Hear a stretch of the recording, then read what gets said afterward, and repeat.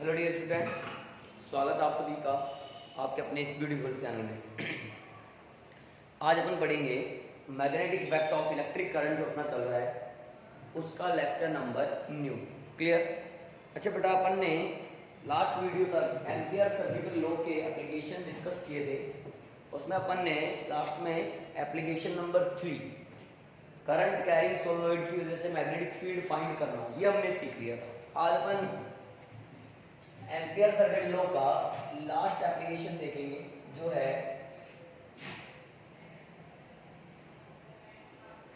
Magnetic field intensity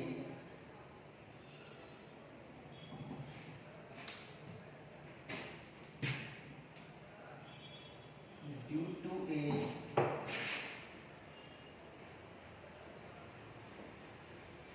current carrying toroid. Magnetic field intensity due to a current carrying toroid. बेटा सबसे पहले बात करें कि टोरॉइड क्या होता है ना। तो टोरॉइड कुछ भी नहीं है बेटा, जो अपने पास कल सोलेनोइड अपन ने पढ़ा था। If a solenoid is bend into circular form then this arrangement is called toroid. यदि किसी सोलेनोइड को एक सर्कुलर फॉर्म के रूप में बेंड कर दिया जाए, मोड़ दिया जाए, then this arrangement is called toroid. देखो बेटा बनाते हैं डायरेक्ट।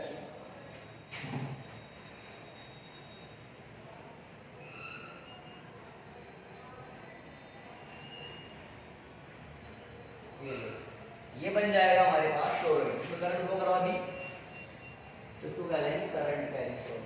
ठीक है, तो टोरॉइड क्या होता है ये बात कर लेंगे इसकी डेफिनेशन में। ओके, बट टोरॉइड की डेफिनेशन लिखता हूं। If a solenoid is bent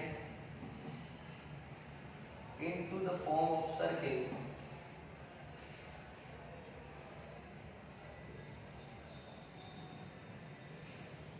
then this arrangement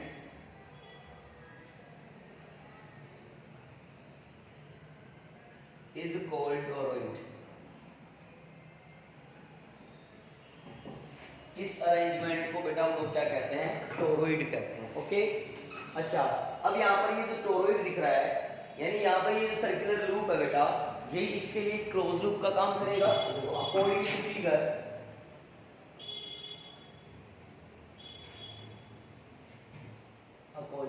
let R be the radius of toroid and be the total number of turns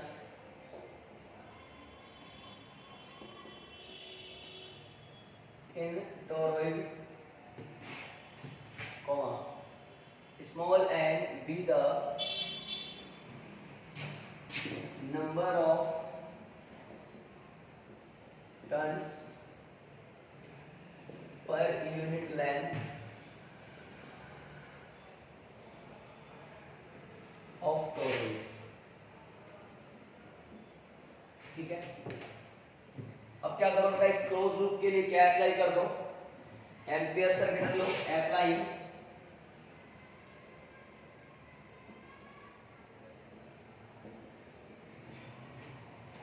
ampere circuit law for this closed loop।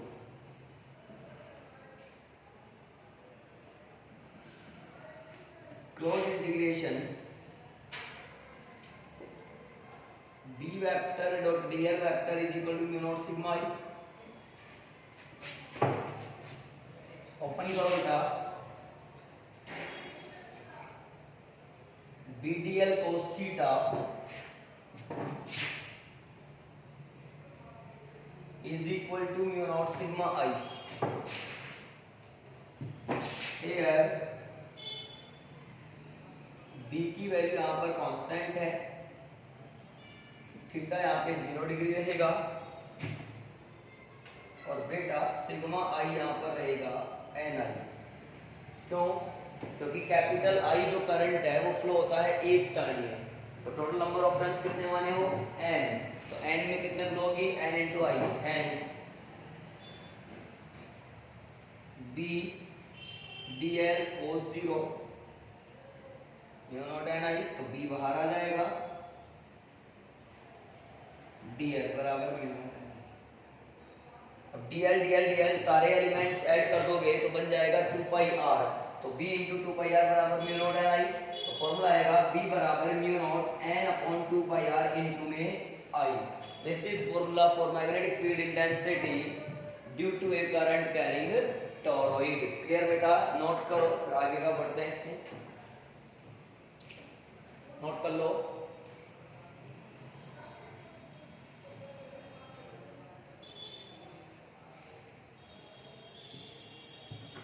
बता दें okay.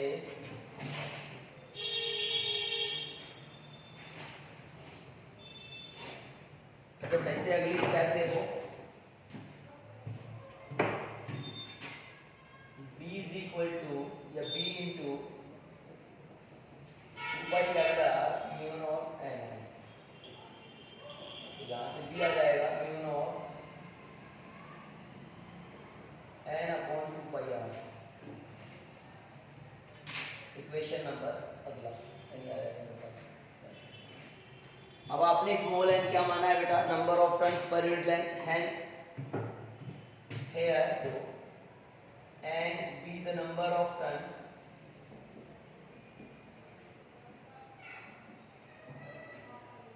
per unit length, then b is equal to mu naught small n I। Equation number कहलाएगा ये third. आया समझ में? Note कर लो बेटा, फिर मीडियम की बात कर लेंगे इसी में आगे। साइड का मिटा लेते हैं।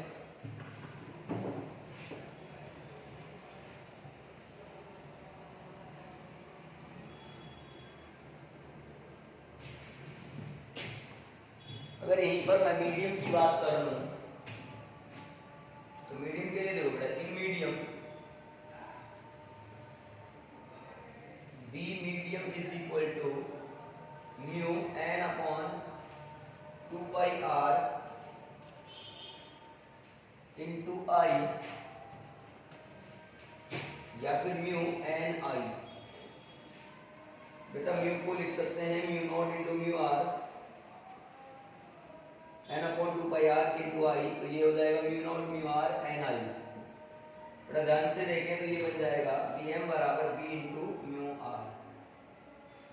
इक्वेशन नंबर अगली, यहाँ पर म्यू आर जो है उसको कह सकते हैं relative permittivity.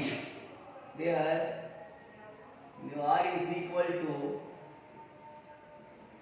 Relative permittivity that will be equal to mu upon mu naught. Clear? Note करिए बेटा, इस चैप्टर में एम्पियर सर्किट लॉ के जो एप्लीकेशंस हैं, 4 एप्लीकेशंस हमने कवर किए हैं। Magnetic field due to a current carrying infinitely long wire पहला था। दूसरा magnetic field due to a current carrying solid cylinder, उसमें अपन ने तीनों केस कंसीडर करके काम किया। थर्ड एप्लीकेशन था magnetic field due to a current carrying solenoid, और last one is magnetic field due to a current carrying toroid. अब बेटा इस चैप्टर का एक लास्ट टॉपिक हमारा बचा हुआ है जो है गैल्वेनोमीटर। लेकिन गैल्वेनोमीटर में काफी कुछ सब टॉपिक्स हैं, तो वो सारे हम लोग देखेंगे। पहले आप इतना नोट करो फटाफट।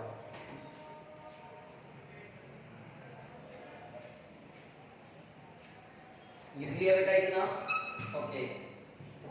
अब अपन इस चैप्टर का जो लास्ट टॉपिक है गैल्वेनोमीटर, उसके बारे में भी कुछ बातें करेंगे। आज बेसिक उसका देखते हैं गैल्वेनोमीटर में क्या क्या चलता है, हम लोग कर सकते हैं। ओके आइए।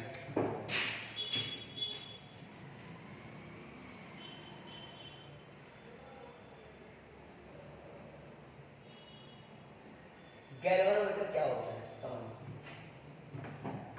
बेटा। Galvanometer is a device which is used to detect the presence of electric current. यानी गैल्वेनोमीटर से इलेक्ट्रिक करंट की प्रेजेंस के बारे में बताया जा सकता है। इलेक्ट्रिक करंट है या नहीं है इतना बताया जा सकता है, बट कितना करंट फ्लो हो रहा है ये नहीं बताया जा सकता। लिखते हैं बेटा,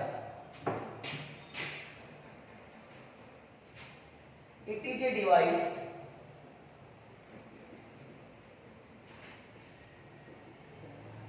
which is used to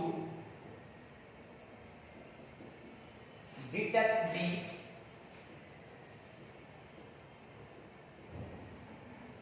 presence of electric current। Galvanometer जो होता है वो इलेक्ट्रिक करंट की प्रेजेंस को बताने वाली एक डिवाइस होती है। ओके, अच्छा बेटा, अब बात करें कि गैल्वेनोमीटर जो होता है वो कितने प्रकार का होता है, किस प्रिंसिपल पे वर्क करता है, इस तरह की चर्चाएं हम लोग करते हैं। तो पहले देखते हैं गैल्वेनोमीटर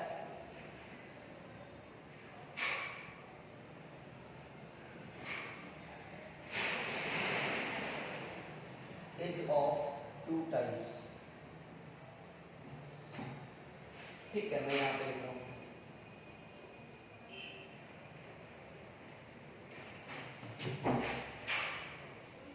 अब गैल्वेनोमीटर दो प्रकार का कौन कौन सा है आइए बात करते हैं। एक होता है मूविंग कोइल गैल्वेनोमीटर, इसमें दो है बेटा, लेकिन हमें मेनली इस वाले को ही पढ़ना है, दूसरे वाले को नहीं पढ़ना है। सस्पेंडेड कोइल गैल्वेनोमीटर, इसी में एक आता है पायोलेट कोइल। दूसरे टाइप की बात करें तो वो होता है बेटा मूविंग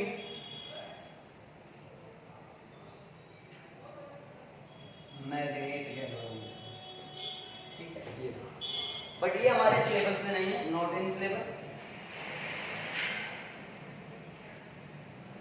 तो ये हम लोग पढ़ेंगे नहीं, केवल हम पढ़ेंगे मूविंग कोइल गैल्वेनोमीटर। इसमें भी मेनली कौन सा पढ़ेंगे, suspended coil galvanometer. First suspended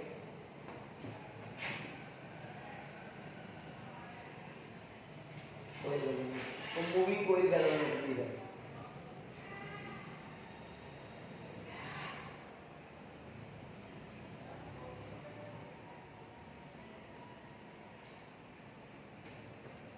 ये क्या होता है बेटा, अब जो मेन आपने गैल्वेनोमीटर की डेफिनेशन लिखी है डिट्टो सेम ये कहेंगे, यानी it is a device which is used to detect the presence of electric current.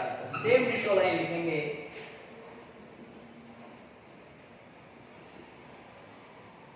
It is a device which is used to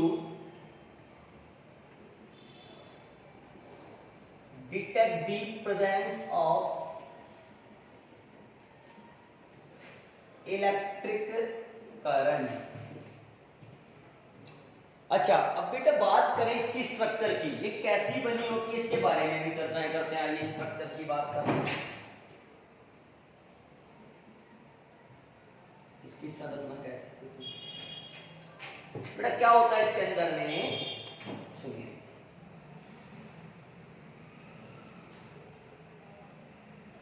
इस तरह से एक रेक्टेंगुलर कोइल होती है बेटा, यहाँ बीच में एक कोर है,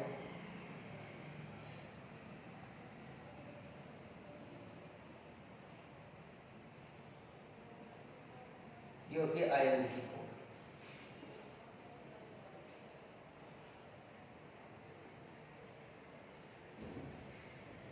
देखिए दोबारा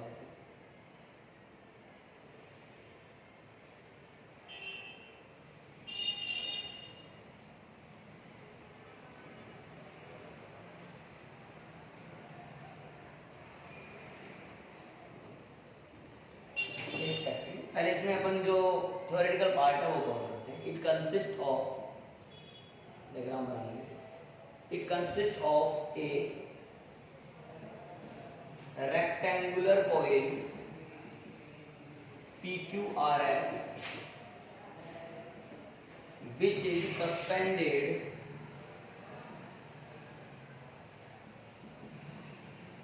with phosphor with the help of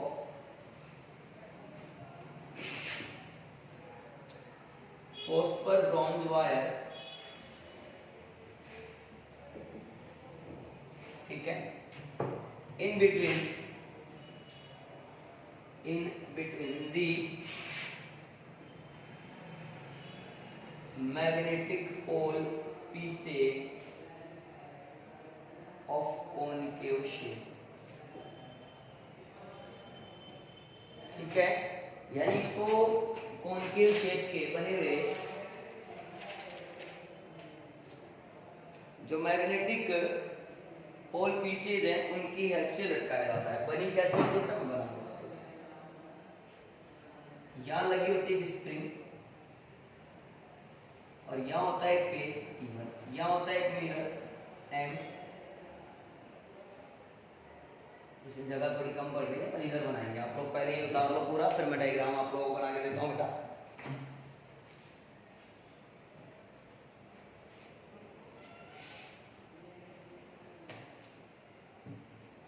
हो गया, लिख लिया आपको।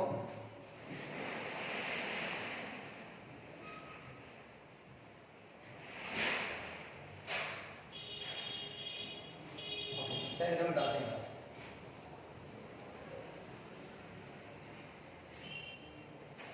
मैं आपको इसका डायग्राम बना दूंगा।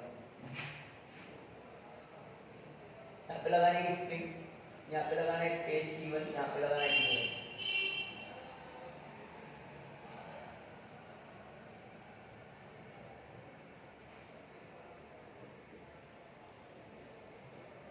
यहाँ पे लगाना है अपन को एक आयरन कोर, इसका नाम है PQRS, करंट फ्लो करवा दो तो हो जाएगी करंट कैरी। यहाँ रखे होते हैं मैग्नेटिक पोल पीसेज, ये नॉर्थ है,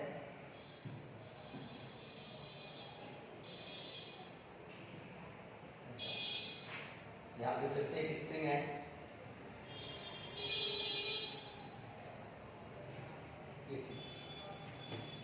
अब यहाँ पर बेटा ये जो वायर है इसको कहते हैं फोस्फर ब्रॉन्ज वायर, जिससे इसको लटका रखा है। ये स्प्रिंग है बेटा, ये प्लेन मिरर है, कुछ चीजें आने देते हैं। Hair T1 and T2 are screws, ये क्या है, पेच है, इतना नोट करो, डायग्राम बनाओ। ये क्या है बेटा, इसको कहते हैं आयरन कोर। इसमें क्या है, ये जो रेक्टेंगुलर करंट कैरिंग कोइल है इसको फोस्फर ब्रॉन्ज वायर की हेल्प से मैग्नेटिक पोल पीसेज जो कि कॉनकेव शेप में है उनके बीच में यहाँ पर लटका दिया जाता है। क्लियर है? Then this arrangement is called suspended coil galvanometer. अब इसका प्रिंसिपल देख लेते हैं बेटा।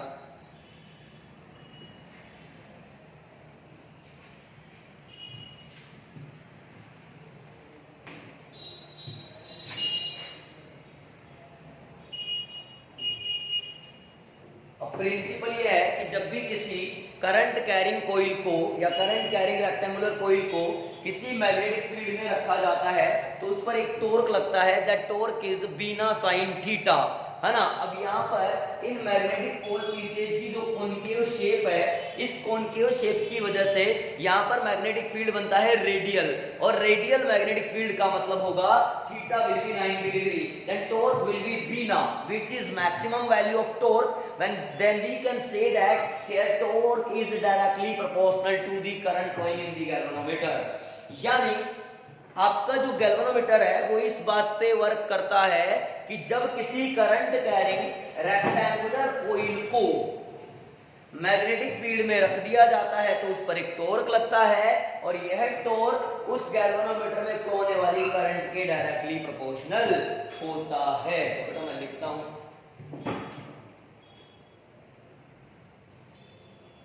moving coil galvanometer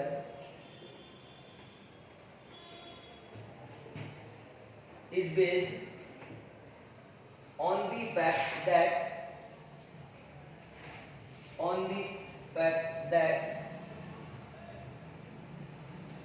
if a current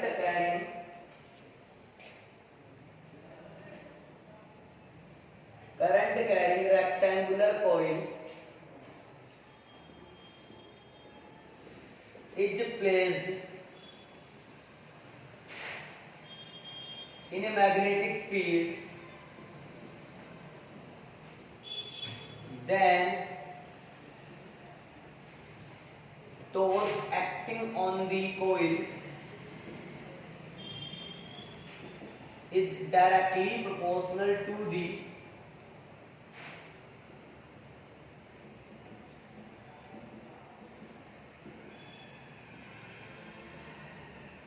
current flowing in the galvanometer.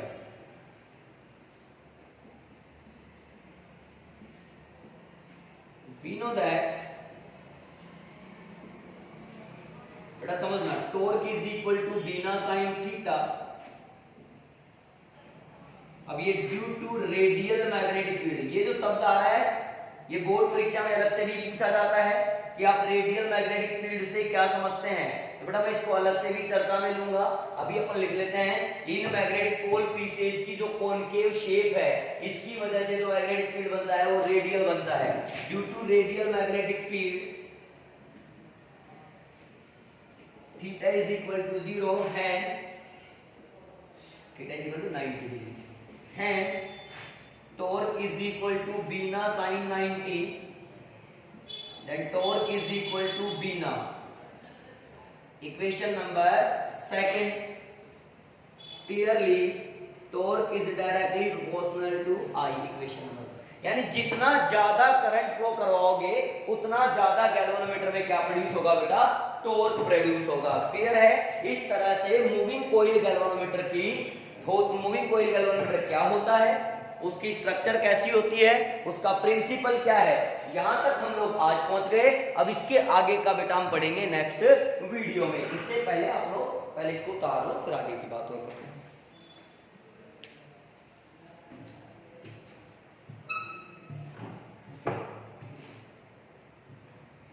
हो गया, कर लिए? Okay dear students, I hope जितना आज समझाया अच्छे से क्लियर हुआ होगा। प्रॉपर नोट्स बनाओ हर बार की तरह, है ना, प्रॉपर लिखिए, पूरे नोट्स लिखिए। कहीं डाउट आए तो कमेंट सेक्शन में कमेंट करके बताओ। लगातार जुड़े रहो, पढ़ते रहो, मस्त रहो, कहीं कोई दिक्कत नहीं है, आराम से चल रहा है, अच्छा चल रहा है दुनिया में। All the very best.